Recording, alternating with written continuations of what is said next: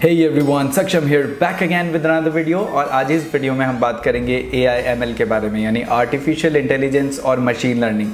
एक ऐसा टॉपिक जो सबसे ज़्यादा हीटेड है आज के टाइम पे, और बहुत सारे लोग पूछना चाहते हैं कि ये स्टार्ट कैसे करें, बट बेयरली जो लोग इनके बारे में बात कर रहे हैं उनको काफ़ी हद तक डिफरेंस भी नहीं पता है कि आर्टिफिशियल इंटेलिजेंस और मशीन लर्निंग में एक्चुअली डिफरेंस क्या होता है, कौन सा किस कैटेगरी में आती है चीज़ें, और आर्टिफिशियल इंटेलिजेंस का एग्जैक्ट मतलब क्या होता है। बहुत सारे लोग प्रेडिक्ट भी कर रहे हैं कि प्रोग्रामर्स की ये जॉब ले लेगा, और बहुत सारी कंट्रोवर्सीज भी आ रही है, जस्ट लाइक टर्मिनेटर और मे बी यू कैन से ट्रांसफॉर्मर जैसी फैंटेसीज आ रही है कि ये हम इंसानों को भी हार्म कर सकता है।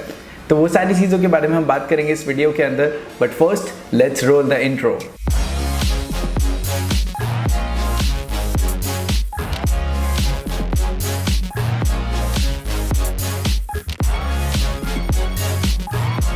ओके, सो बात करते हैं एक्चुअली में AI है क्या। सो AI यानी आर्टिफिशियल इंटेलिजेंस। हम मशीन लर्निंग की भी बात करेंगे, बट मशीन लर्निंग से पहले ये समझना ज़रूरी है कि आर्टिफिशियल इंटेलिजेंस क्या है। सो आर्टिफिशियल इंटेलिजेंस कुछ नहीं है, एक मशीन वर्जन है ह्यूमंस का।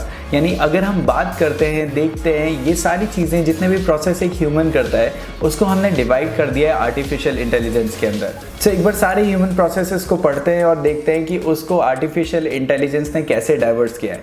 सबसे पहले अगर हम बात करते हैं कि जैसे अगर हम बोलते हैं तो वो स्पीच रिकॉग्नाइजेशन के अंदर आ जाता है आर्टिफिशियल इंटेलिजेंस के अंदर, यानी वो बन जाता है हमारा स्टैटिकल लर्निंग। अगर हम बात करते हैं कि जैसे ह्यूमंस हम लोग कुछ लिखते हैं तो उसमें भी NLP आ जाता है, यानी जैसे हम लोग कुछ लिखते हैं और कुछ याद करते हैं, वैसे ही अगर हम मशीन को कुछ लिखवा रहे हैं या याद कर रहे हैं, which is like you know हम एक मशीन को ट्रेन कर रहे हैं एकदम बेबी की तरह, तो उसमें उसको हम दे देते हैं NLP, that is natural language processing.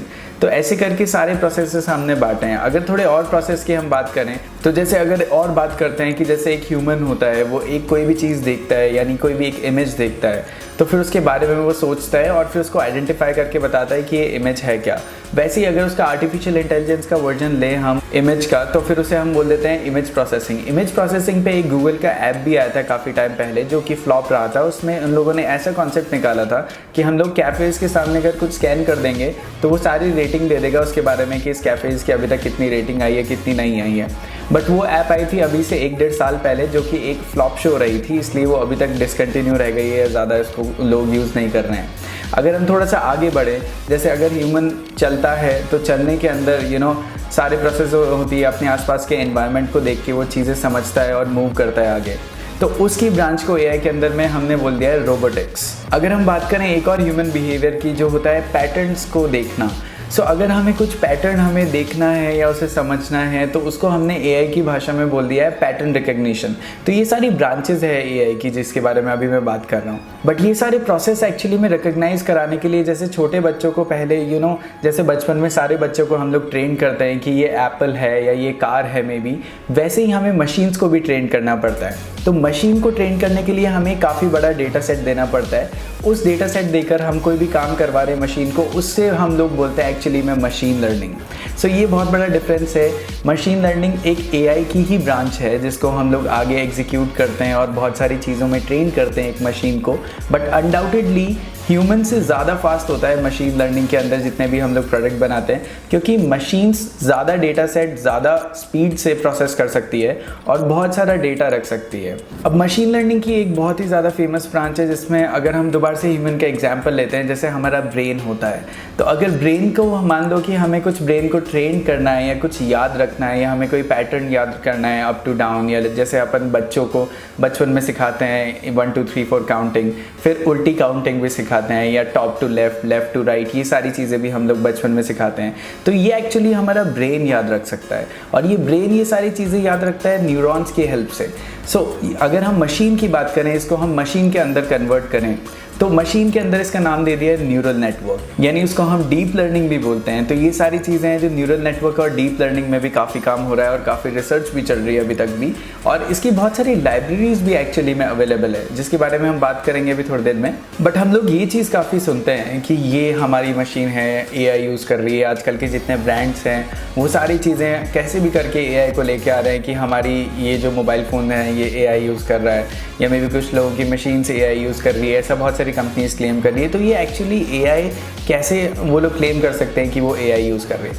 Actually होता क्या है, हम लोग इसमें दो चीज़ों को मिलाते हैं। फॉर एन एग्जाम्पल, जैसे मैंने अभी बहुत सारी चीज़ें बताई CNN वगैरह, तो CNN और इमेज प्रोसेसिंग को सपोज हमने मिक्स किया तो उससे हमें क्या है कि एक ऑब्जेक्ट रिकग्निशन मिला, तो यानी एक नया प्रोडक्ट बना। वैसे ही एलेक्सा है, उनको भी हमने बहुत सारे डेटा सेट के साथ प्रिपेयर किया है। तो ये बहुत सारी चीज़ें हैं, यानी 2-3 चीज़ें जो मैंने अभी इतनी सारी ब्रांचेस आपको बताई, इन सब को मिला के हम कोई एक प्रोडक्ट बनाते हैं, तो फिर हम उसे टैग दे सकते हैं कि ये AI यूज़ कर रहा है। बट अगेन AI और मशीन लर्निंग में हमेशा हमें याद रखना है कि ये डिफरेंस है। मशीन लर्निंग में हम डेटा सेट डाल के उसे ट्रेन करते हैं और मशीन लर्निंग AI की ही एक ब्रांच है। अब अगर एंड में हम लोग अगर कंक्लूजन की बात करें कि ये सारी चीज़ें हम लोग सीख कैसे सकते हैं, तो ये सारी चीज़ें हम लोग सीख सकते हैं। देखो, सबसे बेस्ट ऑप्शन है अभी मार्केट में अवेलेबल, दैट इज़ पाइथन, क्योंकि पाइथन में बहुत सारी अमेजिंग सी लाइब्रेरीज़ है। NumPy, OpenCV, Pandas, इतनी सारी लाइब्रेरीज़ आ गई है उसके अंदर, और बहुत सारी अपन एल्गोज बना के अपनी भी बहुत सारी लाइब्रेरीज़ बना के, कस्टम लाइब्रेरीज़ में कुछ छेड़छाड़ करके भी हम काफ़ी प्रोजेक्ट्स पे और R&D कर सकते हैं। तो पाइथन इज़ द लैंग्वेज, अगर आपको जाना है मशीन लर्निंग या AI या जितनी भी ब्रांचेस मैंने बताई इसके अंदर कुछ रिसर्च करनी है, तो आपको पाइथन से स्टार्ट करना चाहिए। Just for a quick update, अगर आपने देखा हो ठीक से रिलीज़ यानी आसपास की मार्केट की चीज़ें, इसीलिए हम लोगों को अपडेटेड रहना चाहिए और इसीलिए मैंने भी टेक अपडेट स्टार्ट किए हैं। अगर आप अपडेटेड हो तो आपने सुना होगा कि एंड्रॉयड P के अंदर भी हमने मशीन लर्निंग की एक किट निकाल दी है। सो उस मशीन लर्निंग किट में अब देख रहे हैं हम लोग, जैसे उबर में QR कोड स्कैनर वगैरह हो गया, फेस रिकग्निशन वगैरह हो गया, तो कहीं ना कहीं अब एंड्रॉयड भी कोशिश कर रहा है, यानी कह सकते हैं हम लोग बैकएंड में जावा भी कोशिश कर रहा है कि मशीन लर्निंग को दोबारा से मार्केट के अंदर लेके आए। बट अगेन वो स्टेबिलिटी तरीके से नहीं आया है, लाइब्रेरीज काफ़ी कम है। So Python is the choice जिसमें आप लोगों को जाना चाहिए if you wish to start your career in machine learning, और you can say AI, which is a better word, because machine learning का स्कोप छोटा है, AI का स्कोप काफ़ी बड़ा है, बिकॉज अगेन वही बात, मशीन लर्निंग AI का एक ब्रांच है। So that's it for today's video. I hope अब आपको क्लियर हो गया होगा कि AI एक्चुअली में क्या है, ML क्या है और इनमें डिफरेंस क्या है। तो ये सारी चीज़ों के साथ हम फिर से मिलेंगे कल एक नए वीडियो के साथ। Till then subscribe to my YouTube channel, share it with your friends. See you soon again tomorrow. This video is sponsored by LearnCodeOnline.in, India's finest online learning library.